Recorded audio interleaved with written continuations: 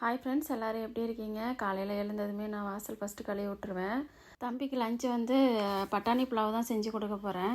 அதுக்கு பார்த்திங்கன்னா நான் எல்லாமே ரெடி பண்ணி வச்சுருக்கேன். இந்த புதினா கொத்தமல்லி பார்த்திங்கன்னா நான் நேற்றே கட் பண்ணி வச்சுட்டேன். அதுக்கு சைடிஷ் பார்த்திங்கன்னா முட்டை மசாலா தான் செஞ்சு கொடுக்க போகிறேன். நம்ம சேனல் ஃபஸ்ட் டைம் பார்க்குறீங்க அப்படின்னா சப்ஸ்கிரைப் பண்ணிவிட்டு பாருங்கள்.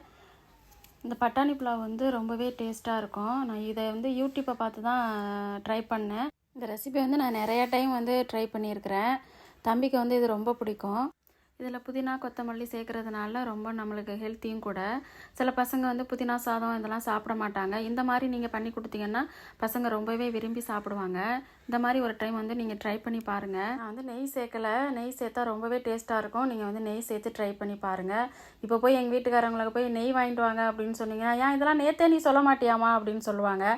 எதுக்கு அவங்கள போய் சிரமப்படுத்திக்கிட்டு இன்றைக்கி ஒரு நாள் வந்து நெய் இல்லாமல் பண்ணிக்கிறலான்னு சொல்லிட்டு தான் செஞ்சிட்ருக்கிறேன்.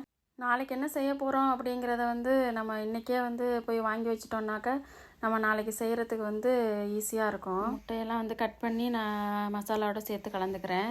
எங்களுக்குமே மத்தியானத்துக்கு பார்த்திங்கன்னா இந்த சாப்பாடு தான். ஏன்னா இன்றைக்கி வந்து நாங்கள் வெளியில் போகிற வேலை இருக்குது. என்னடா எப்போ பார்த்தாலும் வெளியில் போகிற வேலைன்னு சொல்கிறீங்கன்னு நினைக்காதீங்க.